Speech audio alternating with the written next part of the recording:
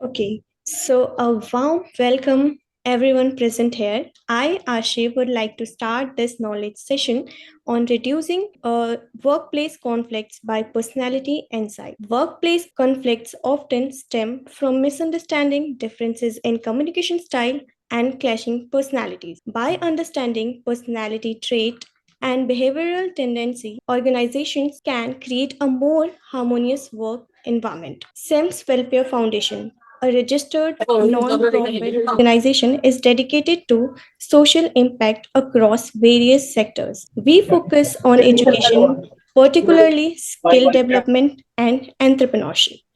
Through our initiative, DG Saksham, we have created training program in IT, finance, retail, and entrepreneurship, impacting over 6,000 individuals. We are currently upskilling inmates in Haryana jail and collaborating with universities and colleges. We have also partnered with bank to over 1,500 candidates in job. In just a short time, SIMS has established itself as a force for positive change, equipping individuals with skills for employment and promoting women's leadership in various industries. This session is collaboratively organized by DG Saksham. DG Saksham is a company that empower businesses through data and technology. We offer a wide range of services including IT, software, data science, research, consultancy, analytics, and marketing. We are pleased to introduce Kareen Wagnon, founder of Teaching Our Youth and the Parenting Blueprint. She is a certified human behavioral consultant and master trainer.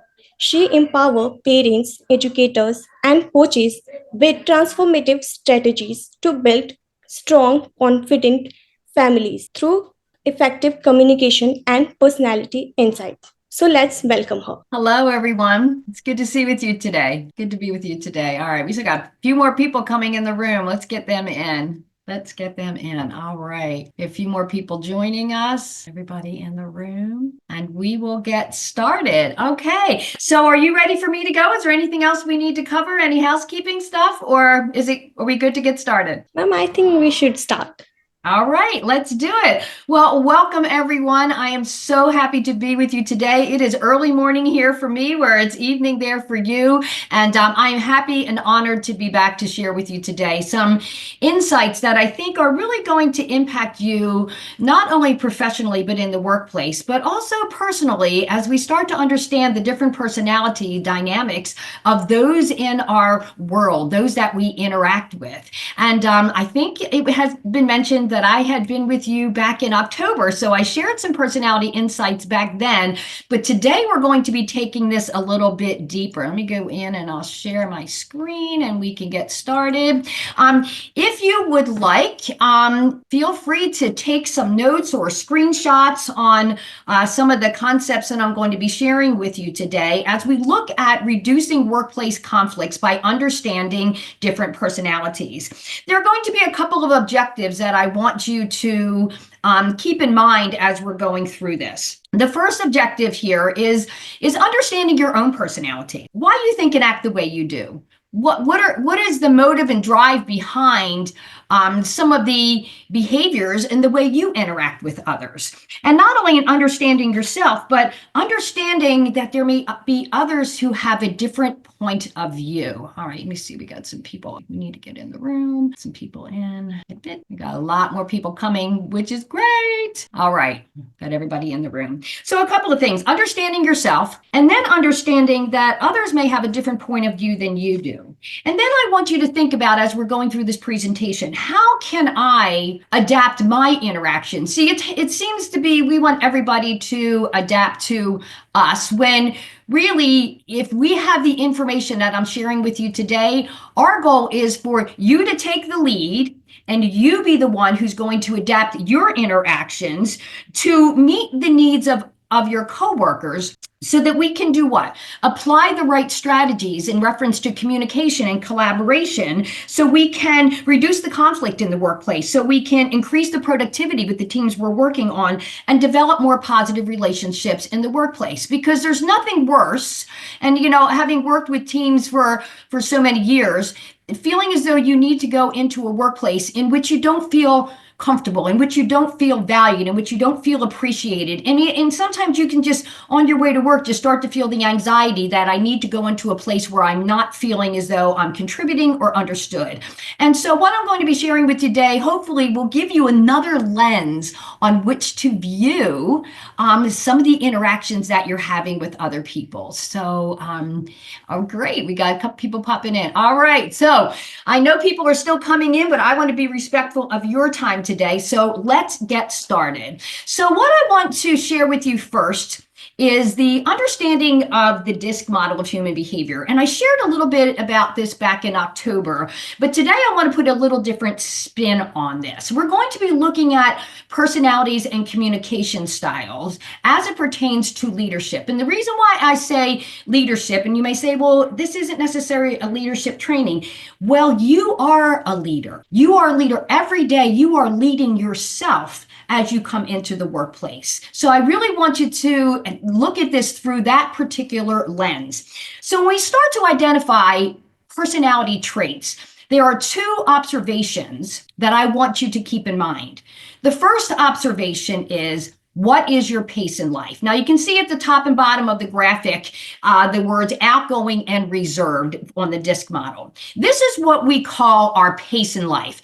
How your motor runs will pretty much determine what your pace in life is. Some people are outgoing individuals. They are fast paced. They walk fast, talk fast, eat fast, work fast. They always tend to be in a hurry. They tend to be more positive and optimistic, finding that diamond in the lump of coal. They tend to be more energetic and enthusiastic, cheering other people on. On the other hand, we have personality styles that are a little bit more reserved, or an introvert, you might call that. They prefer a slower pace. They want to think about what they do before they do it. They think about what they say before they say it. They're a little bit more reluctant to get involved in things until they're sure of the expectation or the outcome. It's not right or wrong, but you can see it is a little different. So for our time together, let me ask you a question. What is your pace in life? And if you'd be willing to, pop that in the chat box for me. What is your pace in life?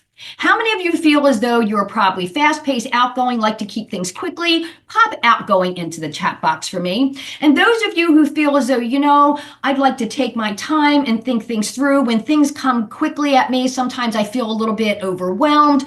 Just comment for me reserved in the chat box. And I went a little too quickly there. Let's take a look at how people are seeing. Now we got a new message coming in here. Yes, Padma says that she is reserved, or they are reserved. I'm sorry about that. I'd like to take my time and go with the flow at the same time. So you can see how that works for you, okay? With your personality. Amir says I'm more reserved. Okay, so again, it's not right or wrong. It is just different. It is just different. Now, as we look at the graphic again, that was our first observation, was your pace, how your motor runs. Our second observation is your priority. What is your priority in life? What drives you? And how you spend your time, a lot of times, will determine what your priority in life is. So you can see the words on either side of this graphic, task and people. Now, let me explain what that is.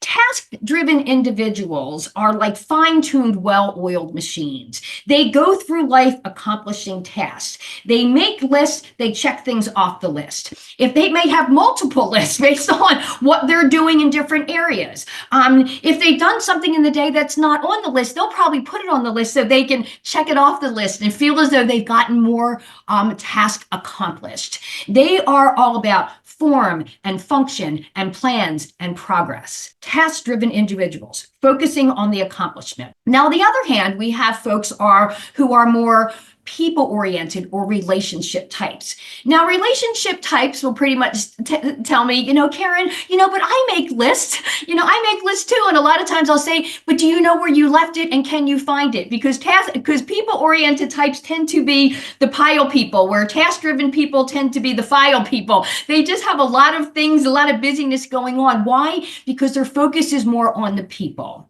So when you are more people-driven, you are truly at your best when you're interacting with others. They're more open to sharing their feelings and emotions and taking times to truly connect with others. When they're happy, you know it. When they're sad, you know it. When they're frustrated, you know it. You can kind of read the body language, but they truly are at their best when they're working with others. So again, I want to ask you another question about what your priority in life is. And you may be a little bit of both, depending upon the situation. But again, in the chat box for me, if you'd be willing to respond, let me know if you feel as though your priority is more task-driven. In other words, at the end of the day, everything is checked off your list and you feel as though, yes, I had a good day. And those of you who feel as though you may be more relational, you probably approach tasks like, yeah, I got things to do, but somebody calls and says, do you want to meet me for lunch or do you want to meet me for coffee? And you abandon your task and you go be in the relationship. That may tell me that you are more relationship driven. So again, in the chat box, let me know if you feel as though you're more task driven, accomplish the task, getting those results. Or are you more people-oriented and find that you prefer the connection as compared to getting the task done? So I see someone saying here, I'm more people-oriented. Comment more for me in the chat box. And as you're commenting, one of the things that I just want to share with you when it comes to conflict, now whether it's in the workplace or even in your personal life, 10 to 20% of our conflict will come if we have a difference in our pace in life, 10 to 20%. So, I'm very fast paced. I like to get things done quickly. And if I'm working with someone who's a little bit more reserved and likes to take their time, it can be a little bit frustrating for me, but I can adapt to that. I can give them more time. I can understand that that's their comfort level and I can adapt to that. But let me tell you, 80% of our conflict will come from priority. This is very important as it pertains to the workplace, because what are we there at work to do? Most of the time it is work, accomplishing task. And so we have people, and let me tell you, we do this all the time. My husband and I do these trainings all the time. You will find that there are folks who are task driven. They come to work to get work done. And then when you are more relational and you come to the task driven person and you're talking about what you did over the weekend and you tell them about your dog or the relationship you had with your girlfriend and where you went to lunch or to dinner, they don't care. They do not care. Why? Because it's like, we have work to do. We are here to work. And then the relationship people are kind of like, you don't care about me and my life. I don't want to work for you. Can you see? I don't know if anybody can experience having those types of emotions. So when we looked at those two observations, the first observation being your pace in life, how your motor runs. Some people like to get things done quickly. Other people like to take their time. 10 to 20% of our conflict may come from that difference. But when it comes to priority, especially in the workplace, there is 80% of our conflict will come from the way we prioritize our work. So that's why I think this is such an important topic that we'll be doing. So I see people here that are commenting, and please feel free to comment in there because it lets me know who's online with us today and how I can best serve you in the way I'm working through this presentation. Sonel says, my priorities are my family, personal growth, and maintaining a balanced life. I balance relationships, self-improvement, and improving my passion. So I can see that you are driven more by relationship over task. And again, it's not right or wrong. It's different. You are wired from birth with your personality. You are woven. This is part of your DNA. This is who you are. And when we have to adapt to another style or another way of doing things, sometimes it can feel a little uncomfortable. Why? Because it goes against who you are at the core of your being. So if you are very task-driven and you are asked to engage in relationship, it's going to feel a little bit awkward for you in the beginning, especially in the workplace, because heck, we are here to work, right? And now people want to talk about other things outside of work, where as a task-driven individual, I've had to learn that if I can engage with people on what's going on in their personally, I'm not saying I need to be involved in their personal life, but if I care about them personally, they will be more apt to be more productive at the task. So this is where we're going to talk about how do we adapt in those different ways. So we have a few people that are feeling as though they're more people-oriented. And again, please feel free to comment in the comment box, because it lets me know what you have going on and how I can best serve you as we go through this presentation. So what we just did is we looked at the two priorities that I talked about, our pace and our priority. And this is what puts together the 4 quadrants of the DISC model of human behavior. And it is read kind of counterclockwise, D, I, S, and C. So what I want to do right now is go through some of the characteristics that you may identify with each of these personalities. And I'm also going to be looking at communication styles with those personalities as well. So let's dig into these. And again, feel free to take some notes so you can go back and reference this again on your own. So the first quadrant I want to take a look at is the outgoing or fast-paced personality that focuses more on task than people, is what we call the D style. But the key word I want you to remember about the D style is they are dominant. They like to lead. They like to be in charge. They like to tell other people what to do. The dominant personality tends to be the visionary. We are the big picture people. We tend to be dominant in our vision of what we see and how things can be done. We're also demanding. We are demanding. When we want it done, we want it done now. Okay, remember, we are fast-paced and task-driven. So, of course, we want tasks done right away. So, for instance, if we've just left a staff meeting and we've outlined tasks that people are going to be accomplishing, I am assuming that when you've left that meeting, you are going back to your desk or your office and you are working on this task. Why? Because that's what we do. We focus more on tasks. So dominant, demanding, decisive. The dominant personality can make quick decisions. So we take information, we process it quickly, obviously, because we are fast-paced in our thinking, and we make decisions to move on. So we are quick decision makers. When we are working with people who are more reserved and they need more time to think about it, or if they need more time to think about it, or more information or more facts to process that information, can you see how that can cause a conflict in the workplace? Because we're quick decision makers. Why don't you see it the way I see it? We just need to do X, Y, and Z. And then other people are saying, well, what about this? Or what about this? Or I need some time to think about that. And that can be frustrating for us. So can you see where a conflict can come up right there? So dominant, demanding, decisive, doers. Now, that's probably a given. Being outgoing or fast-paced in our pace, as well as being task-driven, we just want to get the work done so we can do what? Accomplish that so we can move on to the next thing. But the danger zone for the dominant personality, when their needs are not being met, is you may experience defiant behavior. Now, I don't know if anybody has experienced defiant behavior. You can give me a raise of hands if you've experienced that in the workplace, where someone is just, they know they're supposed to do something because that's what the team decided, or if you are a leader, that's what you're leading them to do, and they decide that what they want to do is better. I see Ashley saying, yep, I've experienced that. But I want to do it my way. I want to do it my way. Well, that's not what we decided to do. And then I call those the rogue employees. They just kind of go on their own path, right? They're not following what the team's doing or not what we decided to do. They are just wanting to do what they want to do. So you may experience defiance in the workplace. The basic motivation and needs that, when not met, will cause the dominant personality to become defiant. Let me share these with you because these are very important. So you want to write these down. The basic motivation and needs of the dominant personality are challenge, choice, and control. We love a challenge. And I'm saying we because this is one of my stronger personality traits. We love a challenge. We are problem solvers. Bring it on, we're going to fix it, okay?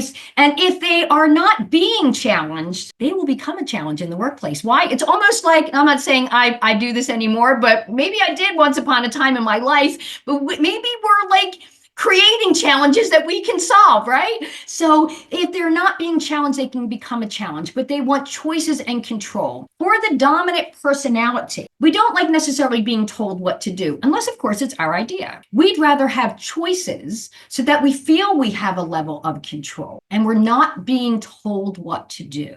So I don't know if anyone can relate to that type of connection in the workplace, that there are people that you ask them to do something and they just flat out refuse. And so what I've had to learn to do, because I'm going to be very honest and transparent, as a dominant personality, I liked having choices, but I also really wasn't good at giving. Okay, why? Because I liked having the control. I liked being the visionary. I liked telling everybody else what to do. And what that created was me being a micromanager. Okay, and nobody wants a manager hanging over their shoulder telling them what to do all the time. So I had to do what? We talked about this in the beginning under the objectives, is I needed to learn to adapt to meet the needs of those I was working with and share the control. Let me tell you, 10% of the general population is high in the dominant style. 10%. This is the smallest percentage of all of the 4 styles I'm going to be sharing with you today. And there's probably a good reason that there's only 10%, because if there were more than 10% of us, we'd probably have a lot of conflict going on in the workplace. And I don't want to be hard on the dominant style, because I am a dominant style myself. And I know there are some great strengths that come with my style, but I also know that when pushed to extreme, I can also be my own worst enemy when it comes to that as well. So let me talk to you a little bit about what you would experience in a body language or communication with a dominant personality. So for a dominant personality, if you're communicating with them, they may seem advancing to you, okay? So they're just moving things forward all the time, just moving on to the next. They may seem advancing to you.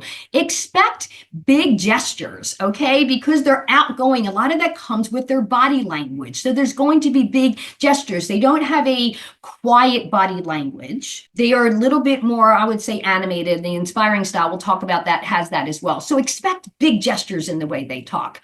I use my hands a lot. So I have big gestures and I talk with my hands, okay? I may interrupt you. And this is something that, this is not a fine quality that I find in my personality. And I have to catch myself that I interrupt people because I have something I want to say, or I have something I want to interject. And what I realize is that is rude, Karen. That is just rude. You need to stop doing that. But because I'm so fast paced and thinking of things that I want to say, I just throw it right out there. Now, could you see if I'm interrupting someone who is speaking to me or trying to get a point across in the workplace, how that could cause a conflict in that relationship? You betcha. And so I have to learn to, personally, as a dominant personality myself, that I need to listen, stay focused, listen, and then respond. But if you are interacting with a dominant personality who doesn't know this information, this is what you will experience. Advancing in their body language, big gestures. They may interrupt you, and their tone tends to be direct. Now, I say direct. It is firm. It is direct. It is task-driven. It's not warm and fuzzy. It's not relational. And to some other personalities, the opposite personality styles, and we'll be looking at all of those styles, and I can dig in a little deeper, a direct tone can come off harsh or mean, or why are they so uptight all the time? So this is something that we need to be aware of as a dominant personality of my style, because this is very natural in how it is for me. But the other thing I need to remember is how it is perceived by the person I'm interacting, how it is perceived with the person I am interacting. So that was just some of the characteristics and body language and tone that you could experience in a dominant personality. Now, the next personality I want to talk to you about is the outgoing, again, fast-paced personality that focuses more on the people and the relationship than the task. That's the personality style that we call the I style in the DISC model. But the one key word I want you to remember about the I style is they are inspiring. They are inspiring. I mean, they just have that natural ability to stimulate creativity and energy with people. They are kind of like the internal cheerleaders on the team. They are inspiring. They are also interactive. So when I say interactive, they like to be a part of what's happening.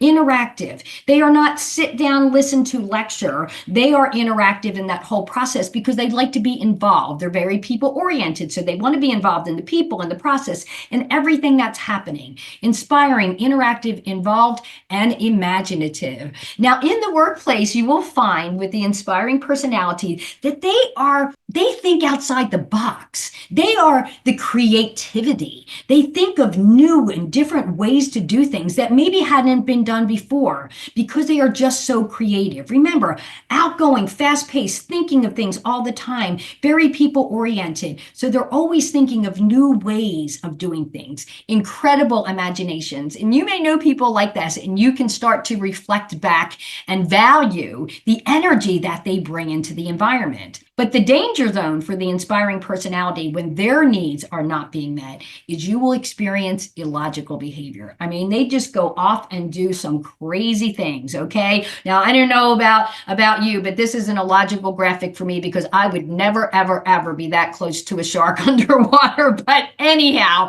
what they just do illogical things, what I see irrational. Sometimes it can be emotional. Sometimes they have emotional outbursts, okay? I also find with the inspiring personality, and again, this is my second highest trait. We're going to talk about our own personality traits when we get to the end of this first segment, is that we will react emotionally instead of responding logically. And when that happens in the workplace, that can make it very awkward. And so for me personally, I've had to learn that when I start to feel emotion building to a point where I'm going to explode, is that I need to give myself like a 10-second pause. I call it the holy pause. God help me is what I say. What is really happening here? Why am I feeling what I'm feeling? And what is the best way for me to respond to the situation and not react in the emotion? Because, once we say something or do something, we can't take it back, and then we end up cleaning up the mess. So this is something that I personally had to learn because of this trait in my style.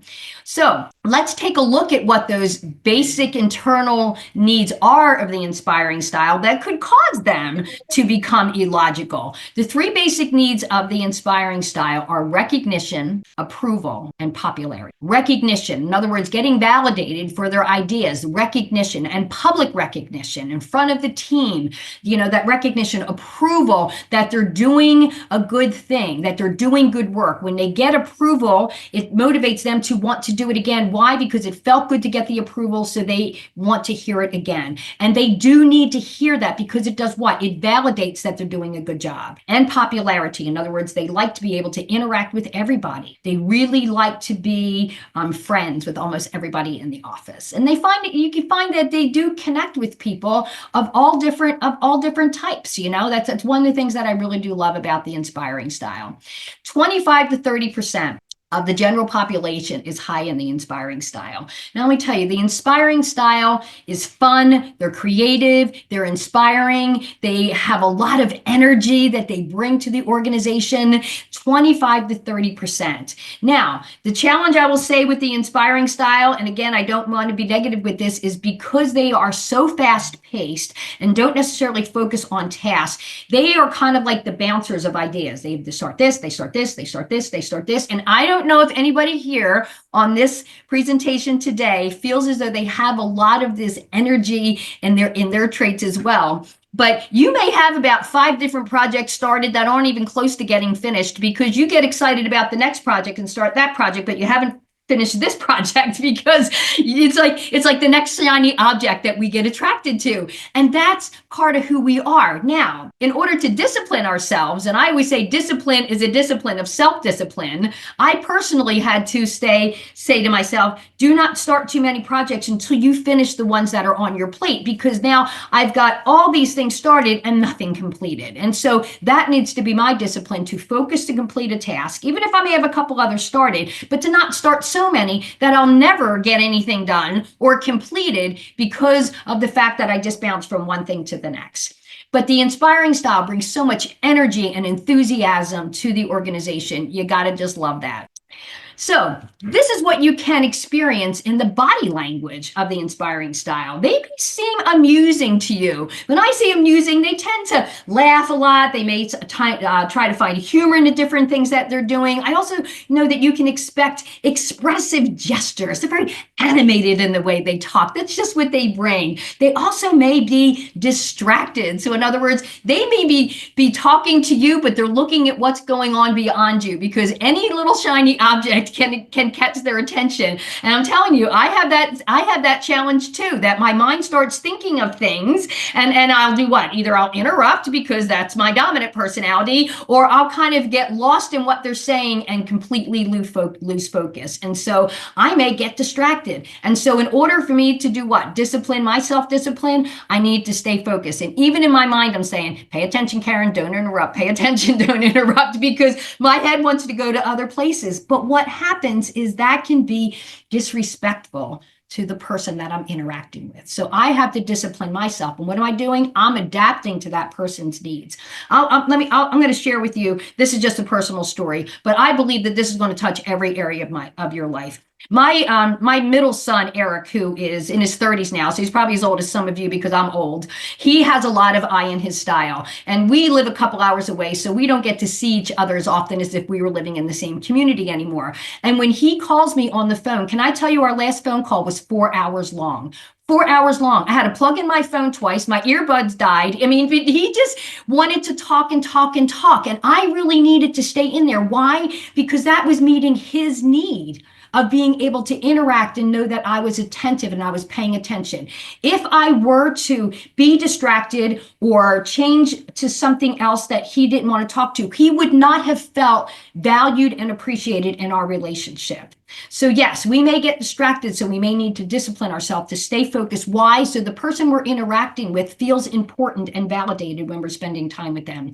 The tone of the inspiring style tends to be very personal. One of the things I will say about the inspiring style is I say they're kind of like the unfiltered people. If it comes into their mind, it comes out of their mouth. And so sometimes even in the workplace, it may tend to be more things that may not be appropriate for the workplace. I don't know what else to say if we're talking about the workplace, because they, like I said, if they think about it, they say it. And it's like, I don't know whether you really wanted to say that here in this organization, but they don't see it. They don't see it. They just feel like they're connecting, they're enjoying you, they're having fun. Their tone tends to be very personal and friendly.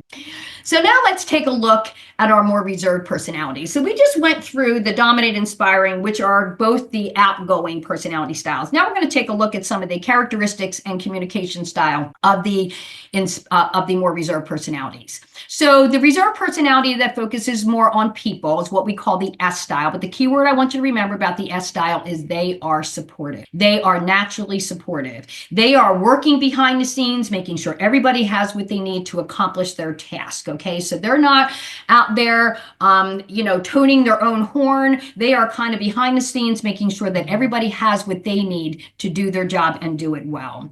They are also stable and steady. I like to keep those two words together, stable and steady. That has a lot to do with their pace in life.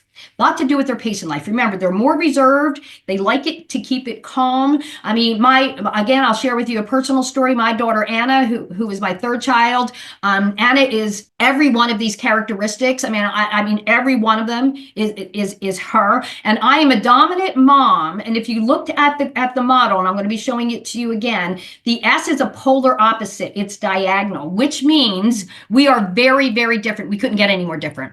And when I was raising Anna had one speed in life. One speed. It was like second gear. Now, you all been hanging out with me for about 30 minutes. You know I run a little faster than second gear, right?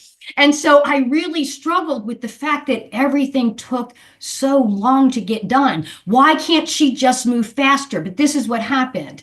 The more I tried to get her pace to adapt to my pace, the more I stressed her out. I was causing her stress and anxiety because I wasn't willing to adapt. So those of you who feel as though you have more dominant, inspiring tendencies, if you're working with a supportive person, you need to understand that they prefer an opportunity to take their time and think things through and work at their pace. And you will get amazing outcomes from them if you don't stress them out. And I had to realize that I was the fuel on that fire. I was creating that. So they're supportive, stable, steady, and prefer the status quo.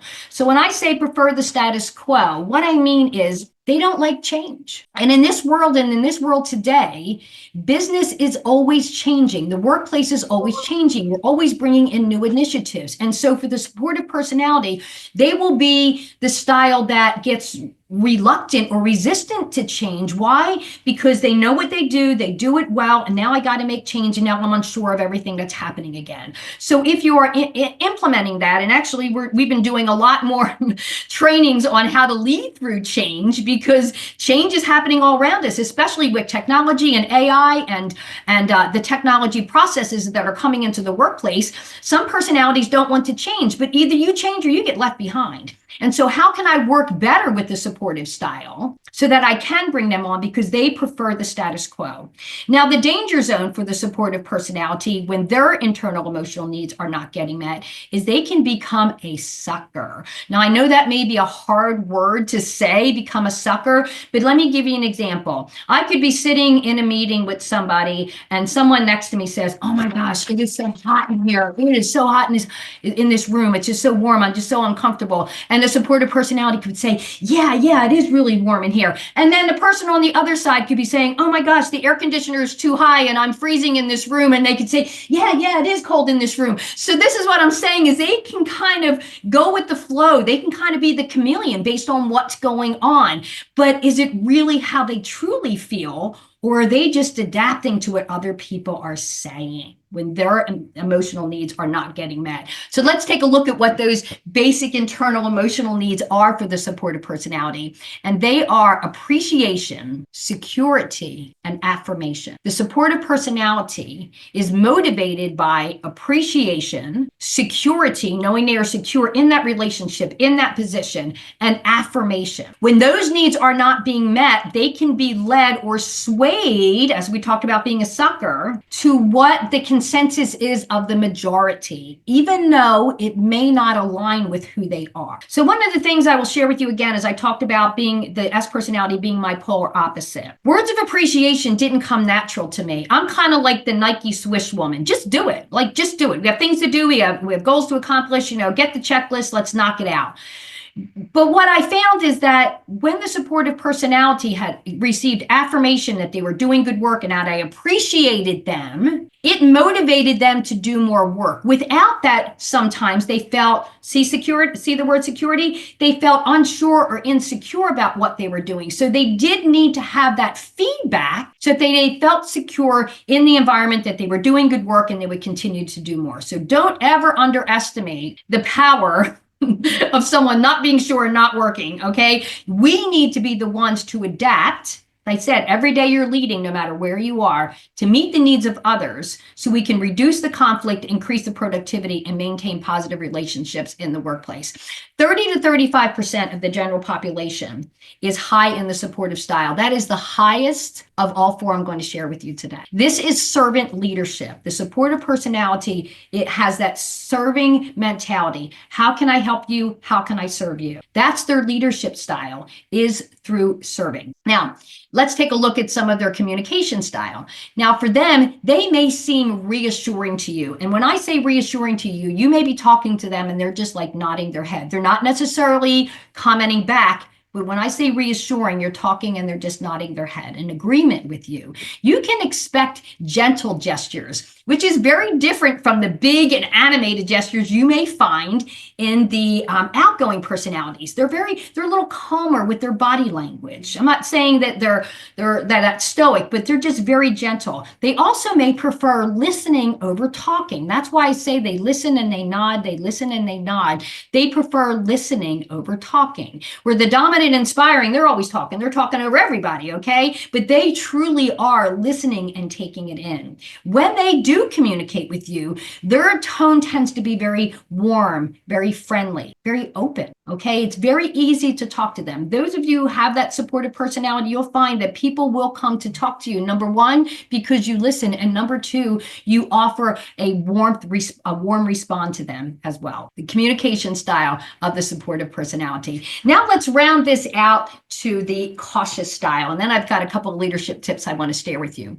you. So again, the cautious style is again more reserved, focuses more on the task than the people. But the one key word I want you to remember about the C style is that they are cautious. They are the stop, look, and listen. All right. They're not jumping into things right away. They've got questions for everything. They want more information and more details. They're not going to jump into anything until they're sure of the expectation or the outcome and whether or not we've got all our facts and all of our ducks in a row. They tend to be more cautious. In other words, reluctant to jump in things right away until they are sure of the expectation or the outcome. They also calculating. In other words, they weigh out all the odds and the options of how things can be done before they make a decision. Where I said the dominant personality gets information, makes a quick decision so they can move on. The cautious personality is very calculating and wants more information and data before they make that decision. They're also competent. They know that they know what they know. They've done their research. They have the facts to back it up. And something that I truly do value and respect about the cautious personality, because as a dominant personality who makes quick decisions and didn't always have all the facts, I made some not so good choices in the past. So I value and appreciate the depth that the cautious personality brings to the table. And they are careful. They are measure twice, cut once. They don't want to make mistakes. They want to do things correctly. So they're cautious, calculating, competent, and careful.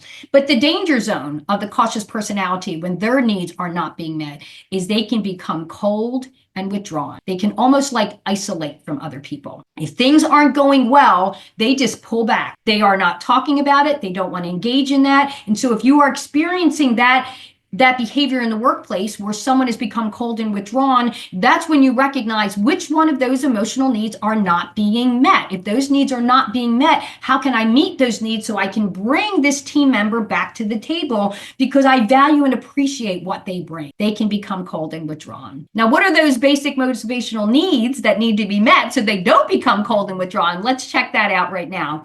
So the basic motivation and needs of the cautious personality are quality answers. So I say quality answers because it better be a good answer, because if it's not a good answer, they're going to ask you another question. So it needs to be a good answer. Excellence, because they are the perfectionist, and valued, making sure it's the best we can do. Value and being valued. They are the basic motivational needs. Now, if these needs are not being met, is typically when we'll experience the cold and withdrawn and disconnect.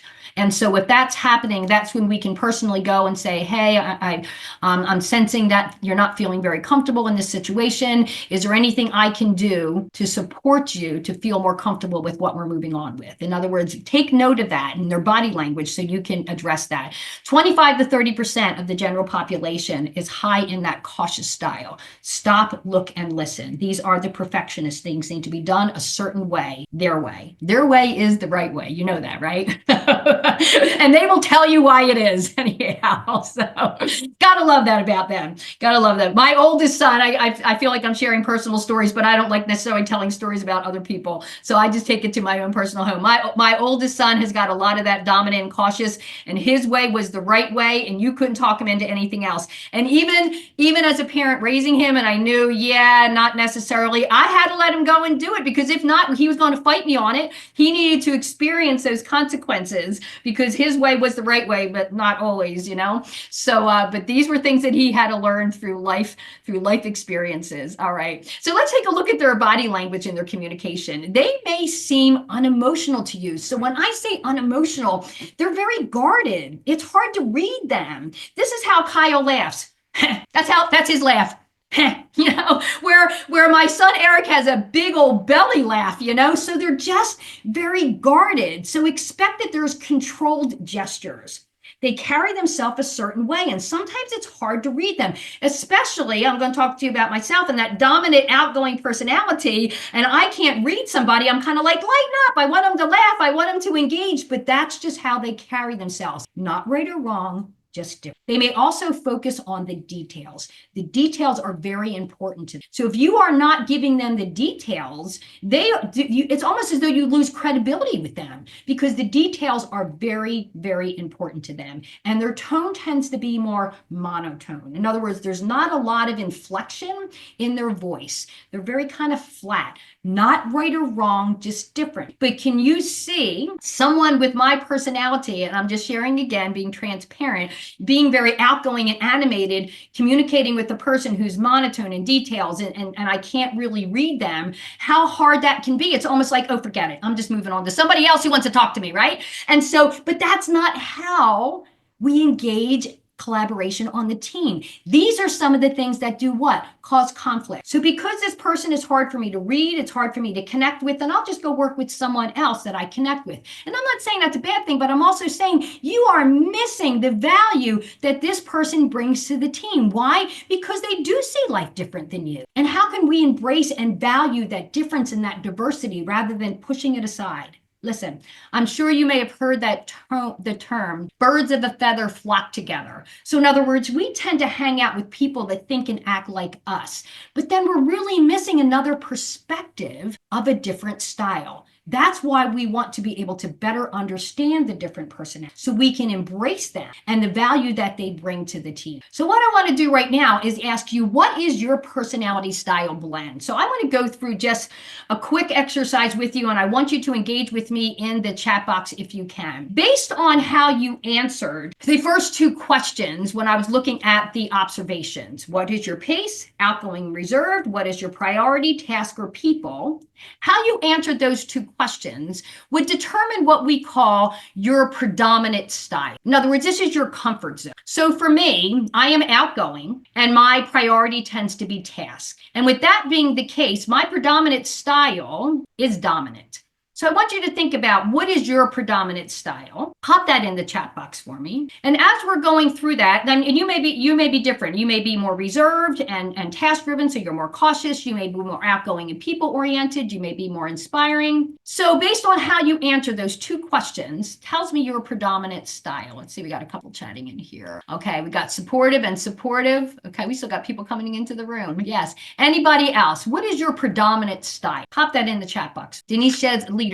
So is that so Denise, everybody can lead, but we lead from the strength of our style. So what is your leadership style? Are you more a dominant leader, a visionary? Are you more inspiring leader? Are you a more supportive leader, a cautious leader? What is your predominant? I feel like more of an inspiring one, but a mix of dominance. Oh, you're getting ahead of me on that. So I'm glad you're thinking ahead. That's wonderful. Padma says cautious. Great. So you're getting it. Just based on two observations, you start to see where your comfort level is. So this is what I want you to think about next. So as you identify based on those two observations, your predominant style, I want you to think about, what is your secondary style? Now, your secondary style is where do you have the most traits past your predominant style? Not where you want to be, not where you think you want to be, but where do you go next? Now, for me, that is the inspiring style. So I lead in a dominant way. I interact. I have lists of things to do. I delegate to my team. We collaborate on what needs to get done. We prioritize what the tasks are for that day. Like, we work together, but I'm still the visionary.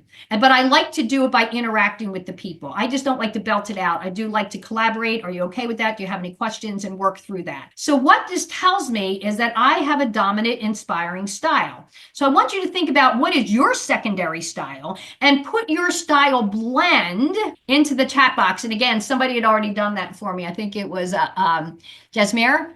Okay, says I'm inspiring, but also a mix of dominance. So what that tells me is you are an inspiring, dominant personality. So let's say anybody else has got some things. Coordinative leader, cautious, dominant. Okay, we got some people. After inspiring, it's definitely dominant for me. All right, so you got it. Excellent. All right. So what I want to just reiterate here is that nobody is just really one thing. We're a blend of all four to a greater or lesser degree, but most of us will have more predominant traits and then lesser predominant traits. So for instance, in going through my personality assessment, and we don't, we're not doing that today, but we do have a full assessment with a document that you can have in reference to you, your leadership style, and how you interact, that you will find where your comfort zone is. So I am more dominant and inspiring, but my supportive is kind of at the midline. I like helping people. I like supporting people, but I like supporting people to do what? To get results, which takes me back to my dominant style. My cautious, calculating, data, facts, it is my absolute lowest style. But it is also the key to my success because I make quick decisions, because sometimes I make them quick without all of the information.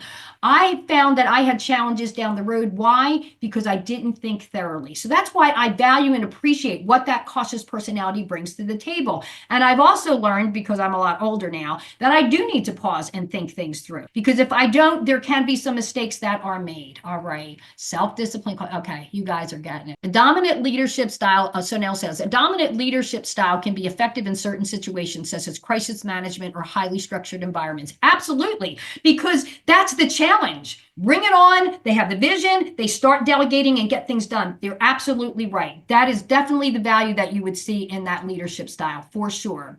So pop into the chat box for me. What is your style blend? What is your 1 and 2? Pop that into the chat box for me and let me know. What is your style blend? We still have people coming into the room here. All right. So you are starting to see why you think and act the way you do. But hopefully you're also starting to see that there are others who think and act differently than you. All right. I need to be careful of our time because I've got a lot to do that I want to continue through. I want to take a look real quickly at a few more slides on what this looks like to others. So as a dominant personality style, we tend to lead direct. We tend to lead directly. In other words, we see what needs to be done, we delegate what needs to happen. But out of control, it can look dictatorial, as if we're telling other people what to do, okay? And then you're going to have some people who are like, aren't going to want to work for us. If that's how we want to interact with people, that can be what? Their perception. We think we're being direct. Other people think we're being dictatorial. We are driven by the need to have control, conquer challenges. Just as Sonal was saying, is that if there is a crisis, that is like the visionary that can really put that together and put it together quickly, because we do what? We like to solve problems. When you have a business or an organization that needs a turnaround or a change, a visionary like this comes in to start to see where the problem areas are and where we need to fix them. That is what they do naturally, and that's what they do well. We also expect others to get results. That is why we're here, right? To get results, okay? That's our expectation of others. And when that does not happen, could you see that we could look more what? Dictatorial. It's the way we go about doing it. Our fear as a dominant personality is not winning or being disrespected. Now, if we're not winning or being disrespected, what will happen is we will become angry. Let's go back into emotions 101. Anger usually comes from fear, okay? Fear is usually what that comes from, and that is the fear of not winning or being disrespected. Then we become angry. So it's either fear or a hurt, okay, can cause anger. But for the dominant style, when we fear not winning or being disrespected, we can come back stronger in that dominant style, and it looks more dictatorial. So we need to know that truly is what I want to call some of your secrets to success. Again, another secret to your success as we go into here when we're working with others is to learn to speak softer. And this is something that I had to learn as well. When I am interacting with someone who is more reserved, I need to tone it down. I need to soften my tone. I need to slow down my communication. I need to calm my body language so that we can have a better interaction. And the other thing that I needed to learn is to let other people share control. In other words, I may think that I know how it wants to be done, but that puts me in that position of maybe being dictatorial rather than asking for feedback. Any other suggestions that you have that we might want to include in this decision making? Anything else that you think we need to consider? I need to open the floor, dialogue with the team so that we can have less conflict because at least they feel as though they had a voice at the table. Let's go into the inspiring style. So they lead just that way, inspirationally, okay? They're very inspiring. They have a lot of energy and enthusiasm. They're kind of like the cheerleader, but out of control, it can look unfocused. And the reason why that happens is the inspiring style, because they want to connect with everybody. When they are getting different opinions from other people, it may be, well, we can do this, and then we can do this, and we can do this. And the next thing you know, they're trying to do 7 things instead of staying focused on what they originally decided to do. And let me tell you, that can burn some people out on your team. So they are driven by their desire to have fun, be liked, create excitement in the environment. They just have that type of energy. They expect others to just be flexible. You know why they want them to be flexible? Because they may change their mind in the middle of a project, okay? I think we need to do this instead. And everyone was like, but we were on this trajectory and now you want us to do this? That can be frustrating for the team. So that's why it's so important, my inspiring leaders, is that you do know in advance exactly what you want to do and stick with it. Not that we don't want the feedback from others, we do, but make sure it stays aligned with your person and your purpose and your mission. The fear of the inspiring style is being disliked or confined by the rules. Ooh, there's some of us who don't like the rules. We want to make our own rules based on our environment and what we think is going to be best. Now, remember, fears can create that anger, okay? So when they fear being disliked or they fear being confined by the rules, that can create anger. Anger is when we start to have another emotion. So again, we need to look at the root of why that might be happening.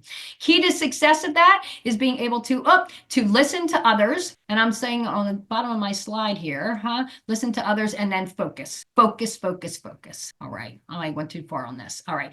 Let's round this out with our S and C. And if we got some time, I'd like to open the floor to your insights. For the supportive personality, we tend to do that.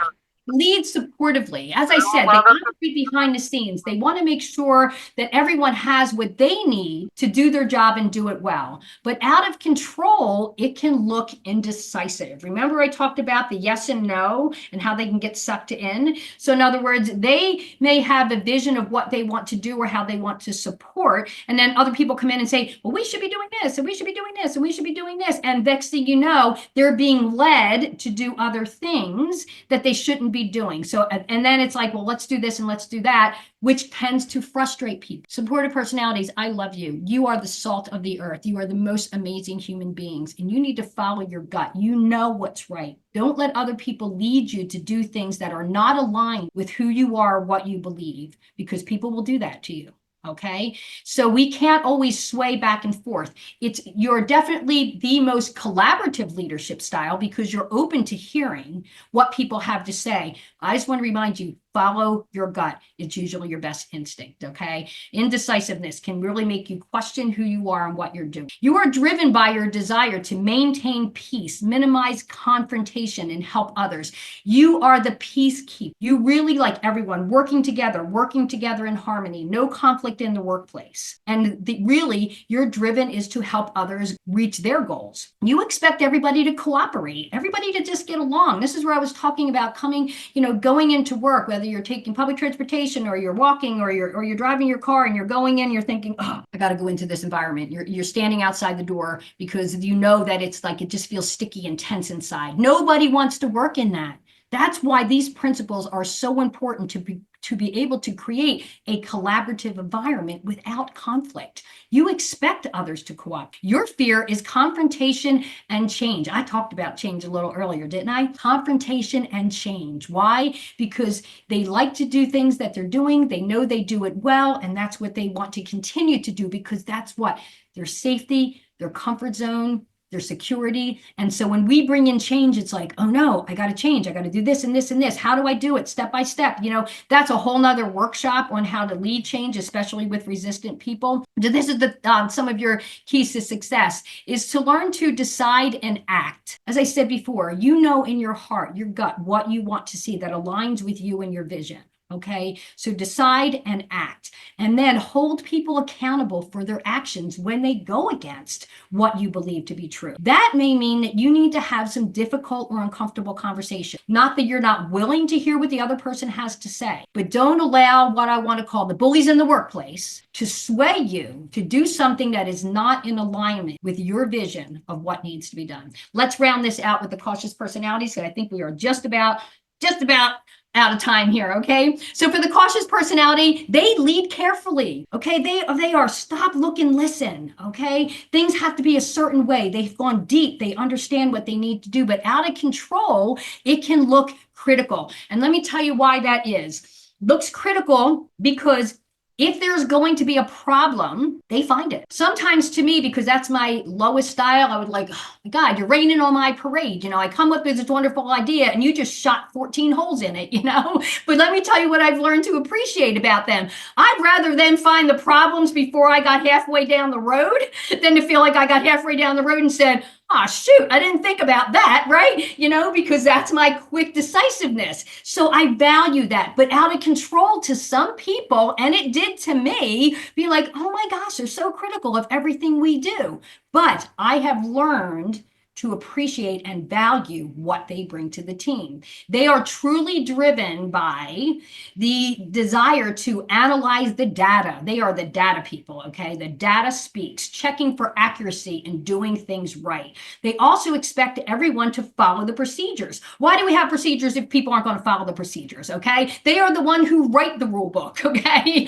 And they are thorough with that. And they expect everybody to follow the rule book. They will take you back to the rule book just to clarify why we do what we do. Why? It's all about policy and procedures and doing things correct. They fear being inconsistent or illogical. That is a fear. First of all, it's just not a part of their DNA to be inconsistent or illogical. It's just not part of their DNA, because once they've made a decision, it's because they have all the facts and the data to back that up. But your key to success is going to come from learning to trust others and to be more flexible in your interaction. That your way, although it may be the right way, may not always be the right way. We need to be able to interact with others and be able to engage with them so that we can get everybody on the same page, so that we can move forward in creating that collaborative environment. So I'm going to wrap this up. I know we're a couple minutes over, and if it's okay, I'm certainly open to some feedback. But this is what I want you to remember, the 3 A's. Walking away from this presentation today is to become aware of your leadership and communication style. And we did that in that exercise when we looked at our predominant style and our secondary style. This is what makes you who you are.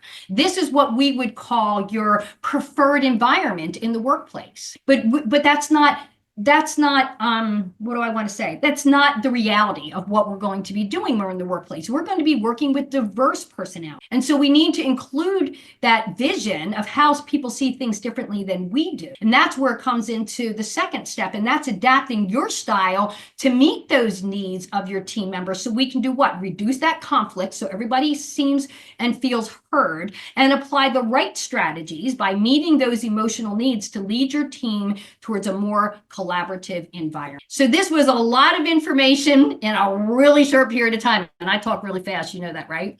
But I would be really curious, based on what I just shared with you today, if you'd be willing to kind of even share in the chat box, what was your biggest takeaway or awareness based on what I shared with you? Because, some of us here have probably been in the workplace for a while, so we already know that there are some sticky things that happen. What did you learn here through this presentation that helps you become more aware of what you've been experiencing and ways that you can resolve those conflicts in the workplace based on what you now understand today? So I'm certainly open to some feedback in the chat. And if you have any questions, and again, the monitors here, the leaders here with SEMS, let me know if we are out of time, if we need to go. But I'm certainly open to, if anybody has a situation, and I might even be able to do some hot seat coaching to take you through a situation and scenario that you may be experiencing so you can actually apply what you are learning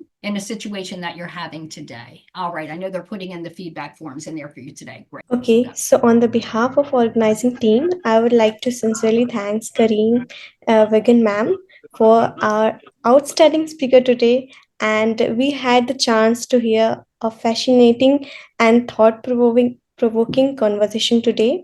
Also, through her remarkable ability to convey information, Kareen Wignan left us with insightful discoveries and motivational concepts.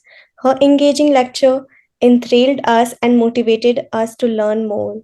We appreciate the effort and time they put into organizing this educational program. So thank you so much, ma'am, for this. Absolutely. Thank you for having me.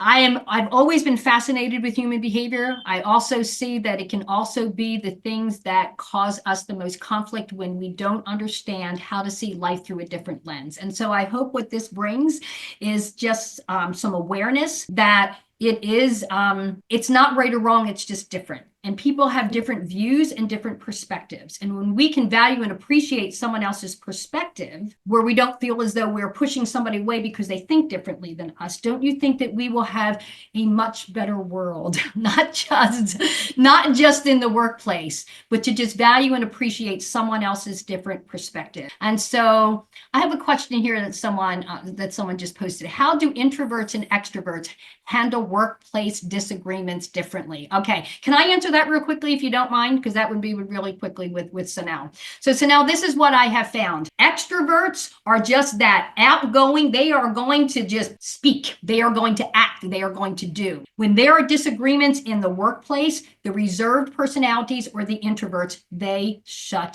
down. That's the differences that I have found. Outgoing people are just like that. They will want to talk about it. They will voice their opinions, where the more reserved personalities do not like the conflict. They step back because they don't want to get into the conflict. Now, there are strategies on how we can address that conflict and how we position conversations to acknowledge that we have a conflict and being open to how we can resolve that conflict. But when the conflict happens, that's the first thing that you'll experience is the outgoing personalities are going to be very vocal with it, and the reserved personalities are going to just shut down. And so what we really need to do is come together. And this is a statement that I'll share with you. When you see that there is a conflict with a coworker, and I'm an outgoing personality, I want to work it out. I don't like staying feeling as though I'm walking on eggshells or I need to avoid you in the workplace. That's when I would say, and not necessarily in an email, sometimes we need to go over to them and say, hey, do you got a minute? Can we talk? Hey, do you got a minute? Sometimes we send an email and say, we need to have a meeting to talk about this. The reserved personalities are shutting down. They are not responding. They are not showing up. But if you go to them in a calm, like I said, I had to calm my body language and calm my tone and say, hey, do you got a minute? I realized that when such and such happened, I sense a change in your body language or your interactions and something didn't feel just right. Would you be able to share with me how you're feeling right now or what you're thinking right now? Feelings go to the relational people. Thoughts go to the task people, okay? The task-driven individuals don't necessarily cross over to feelings. And the people-oriented are more about the emotions. And so the task is like, they don't want to talk about the task because this is how I feel. So I don't know if that helped you. So now an understanding, first of all, how they're going to react. But number two, we still need to find ways to communicate. And that's when I usually have to calm myself and say, hey, do you got a minute? And just calm myself. That tends to open the door to, what you've realized and would you be willing to share with me? And the other thing that I've learned as an outgoing personality is I need to shut my mouth and listen to what they have to say and not debate what they say, not to make my case about what I think they should do. I need to listen so they feel seen, heard, and understood and validated. So I hope that. Okay, Thanks you, for that ma'am. question. That was great.